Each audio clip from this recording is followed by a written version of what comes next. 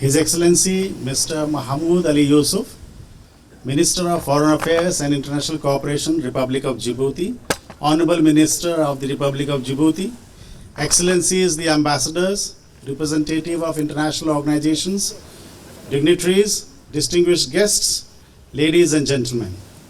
Bismillahirrahmanirrahim. Assalamu alaikum. Good evening. Namaskar. I extend a very warm welcome to all of you and thank you for joining us this evening to celebrate 72nd Republic Day of India. India became a republic on the 26th January 1950 after a long and peaceful freedom struggle, which was a significant historic event not only for the political history of India, but also for the ethos of social justice and human rights enshrined in the Constitution of India. The freedom struggle of India had inspired the freedom struggles of many countries which were suffering under colonialism. The Republic Day reminds us of our duty to build and preserve India as a strong, self-respecting, sovereign and functional constitutional democracy. When we introspect the last 7 decades, we feel largely satisfied as India continues to grow not only as a thriving democratic country, but it has also become one of the fastest growing major economies of the world.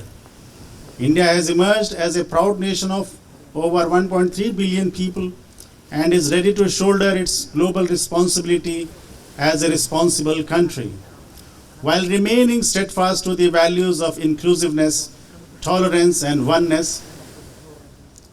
Over the last 71 years, we have achieved many exemplary successes in diverse fields of activities like agricultural, industrial, science and technology, information technology, healthcare, pharmaceuticals, and the service industry. The Government of India, under the leadership of Prime Minister Shri Narendra Modi, has launched many flagship programs like Atmanirbhar Bharat, Self-Reliant India, Make in India, Startup India, Digital India, Skill India, Smart Cities, Clean India, to name a few. Further, the Government of India has also undertaken several reforms to support India's sustainable economic growth and development. Distinguished guests, the year 2020 was one of the most difficult years in the recent history of mankind, largely due to the COVID-19 pandemic, which has affected all of us. It has fundamentally altered the world we lived in before the pandemic. India took unprecedented measures to contain the spread of COVID-19 pandemic with complete lockdown for about 3 months and later started unlocking in phases. Like other countries, India has also suffered from the pandemic, which resulted in loss of human life and slowdown of economic activities. With the continuous and sustained efforts of the government and with the support of the citizens, we are able to contain this deadly virus to a large extent. Today, the infection rate in India has been substantially reduced and the recovery rate has reached up to 99%. This is not a small feat for a country of 1.3 billion people with humongous diversity. COVID-19 pandemic has thrown many challenges before the world. India rose to the challenges, developed and produced 2 vaccines to combat COVID-19. One is COVID Shield, produced jointly with Oxford AstraZeneca with Serum Institute of India, and the other is Covaxin, developed by Bharat Biotech Limited.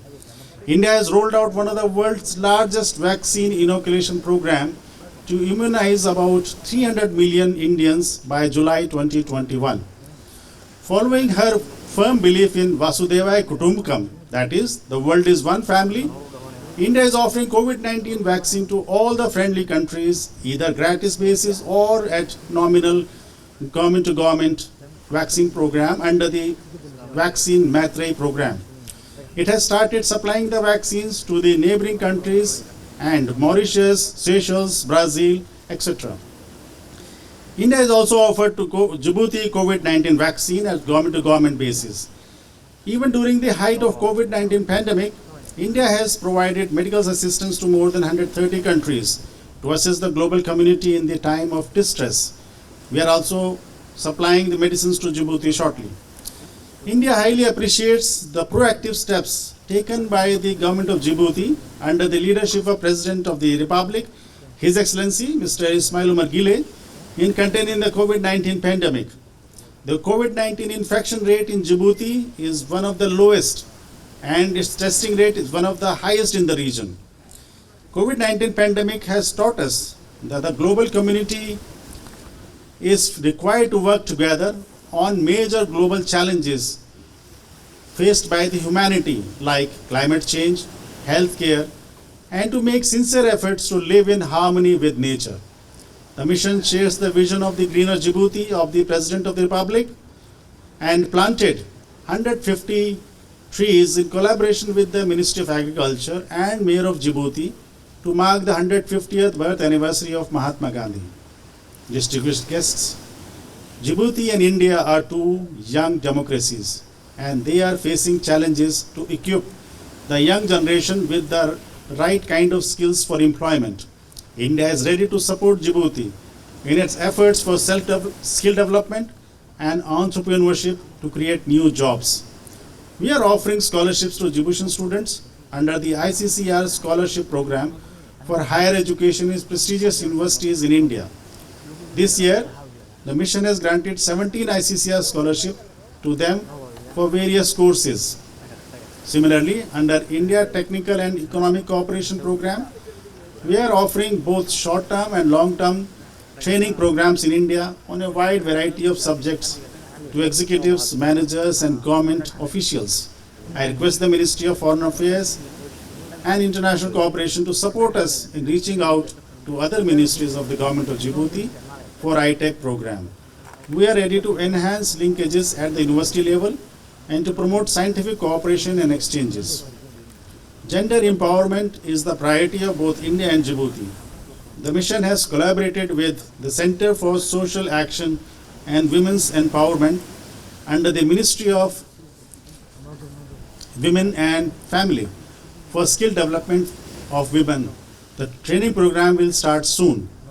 India highly appreciates the unflinching support of the Government of Djibouti for supporting India's naval ships, which are regularly making port calls to Djibouti since 2008 as part of anti-piracy operations in the region. Recently, Indian naval ships Airavat has delivered a food support of 50 metric tons of wheat, rice, and sugar. In less than 2 years of opening of Indian Embassy in Djibouti, I am happy to reiterate India's desire to take bilateral relations to a higher level by working together, especially in priorities areas of the Government of Djibouti. I look forward to the support of the Government of Djibouti in promoting private sector in Djibouti. I believe that India's cooperation offers unbound opportunities which are yet to be fully tapped, especially in the field of information technology, healthcare, service sector, solar power, etc. I am happy to mention that a delegation from National Thermal Power Corporation has just visited Djibouti and explored the possibility of solar power project and solar energy based cold storage plants in off-grid areas of Djibouti. Distinguished guests, despite the ongoing COVID-19 pandemic and severe restrictions to organize events, the mission was able to organize a few events in both physical and virtual modes like celebration of I-Tech and Constitution Day, celebrations for Mahatma Gandhi's 150th birth anniversary, online quizzes, etc. I am happy to share that Djiboutians are also participating in the events organized by the embassy. The embassy also organized a repatriation flight under the Vande Bharat mission on 5th June 2020, which brought Djiboutian nationals from India and evacuated 94 Indians to India. We are highly obliged to the Government of Djibouti for allowing us to operate the camp office of the Indian Embassy in Sana in Djibouti. In the end, I express my sincere gratitude to the Government of the Republic of Djibouti for its support and to all the distinguished guests for being with us on this happy occasion. Thank you, shukran, merci.